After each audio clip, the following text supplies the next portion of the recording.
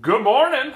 Back again. About 10:30 a.m. here. You can see we got some baby backs. What we're gonna do, and this is just I kind of think it's like a summer type salad.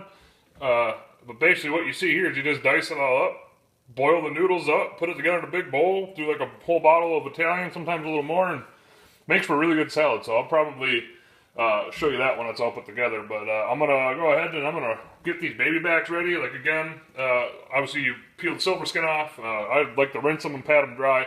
And then I'm gonna try another homemade rub on them. So I'll pick back up with them putting the rub on. Oh, and did I mention we're gonna be cooking on that? We're gonna be cooking on that Oklahoma Joe's Highland. Yeah, see you in a little bit. Okay, got the ribs all nice and washed up.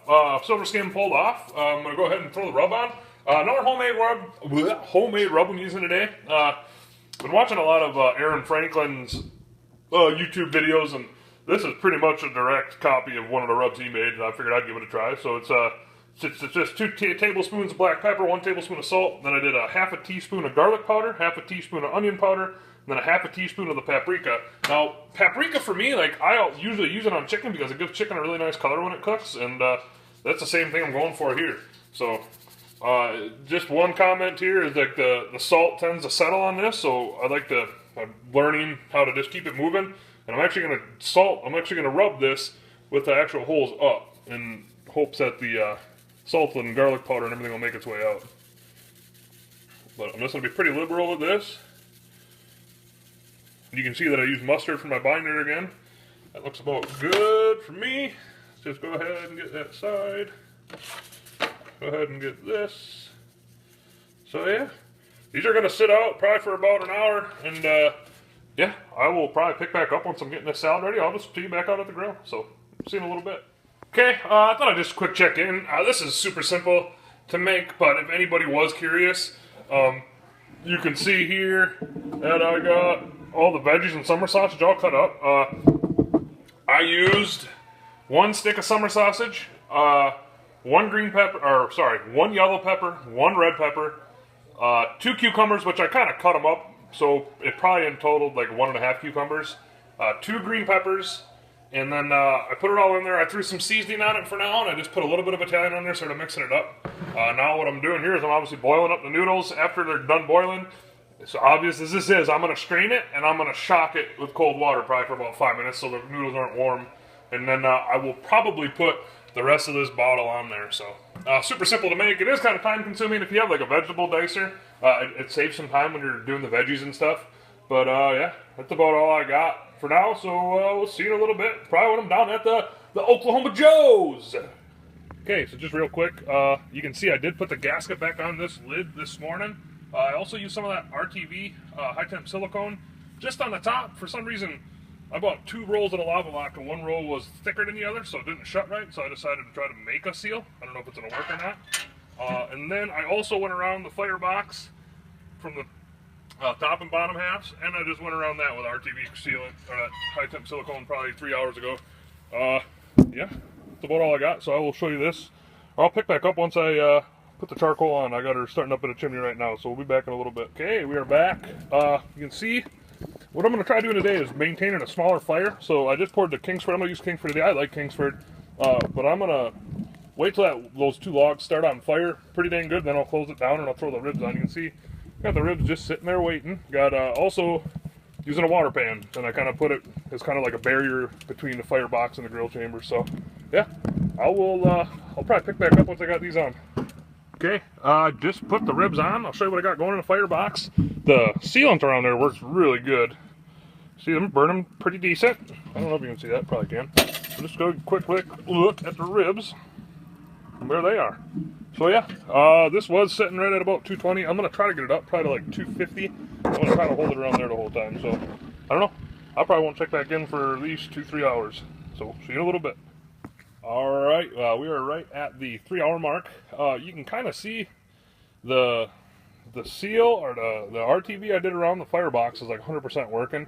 And then the seal I installed on the main chamber, heck, it makes a heck of a difference. I did buy those toggle clamps.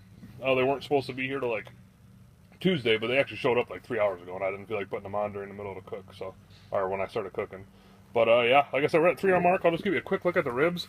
I haven't been able to maintain the pit temp, or this temp, probably right around like 250 to 260 the whole time, maybe a little lower than 250. But there the ribs are. It's kind of smoky, you can't see. See, we still got some water in our water pan. And yeah, I'm probably going to let these go for probably another hour, hour and a half, and then I'm going to sauce them up, and then I'm going to go for another hour. So I will pick back up once I sauce them up. Okay, we are back. We're right about at the 5 hour mark.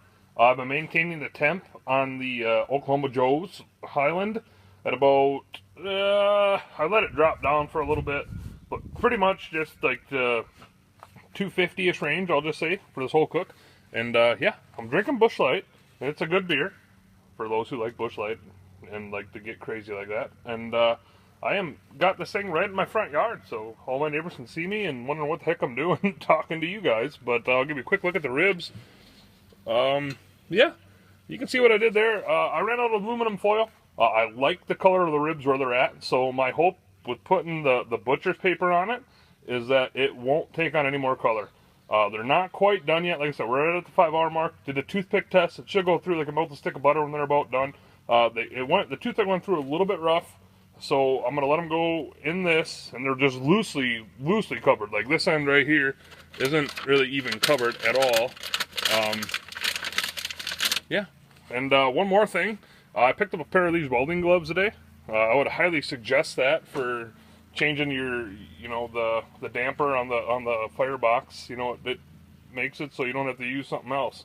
And yeah, it cost me a whopping like 12-13 bucks. So I'm probably gonna let this go like this, probably for like another 45 minutes to an hour, and then I'll hopefully pick back up then when I'm ready to put some barbecue sauce on. Okay, well, we are back. First of all, I think these guys can go ahead and say how good the food looks. Yeah, they're kind of just looking out here. Well, let's go ahead and take a look at the ribs. Ready for the smoke to clear. Yeah, look at that. Okay, so the first thing we're going to do is we're going to go ahead and sauce them up. The sauce we're using tonight is the new sauce I got from the hardware store in town. It's a Cowboy brand, range style sweet and tangy BBQ sauce. So let's just go ahead and pour some on there. This is a vinegar based barbecue sauce. I'm kind of a fan of the vinegar based stuff. I really don't have a definite reason why I like it more, but it's really good. So yeah, get the bottom side coated good. Let's go ahead and flip it. Well, these are going to be good. Now let's go ahead and give the top side a good coat. I'll put a little more on there. There we go. I'll just use my brush to go ahead and baste it. And yeah, I'm probably going to let these go for another 30 minutes or so like this. Let that sauce caramelize up on there. And I will pick back up once I am in the kitchen. I'm ready to cut them up. So we'll see you in a little bit. Alright guys, we are back. I just cut the ribs up. It's time to eat. And oh my Lanta, does it smell awesome. Let's just go ahead and take a, you know what, I'm going to do this. Let's go ahead and take a bite out of this rib here.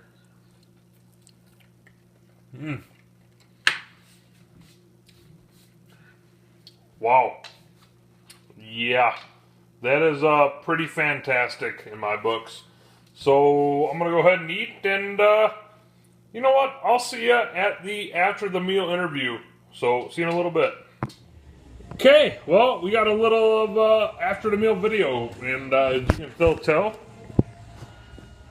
there we go, still kind of eating, but yeah, the ribs, they were good.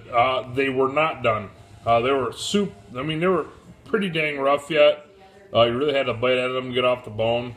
Now that's my fault. I should have listened to my instincts. I didn't see enough of the bone pulling back, but anywho, they still tasted great. They were awesome. You know, the taste on the ribs were good.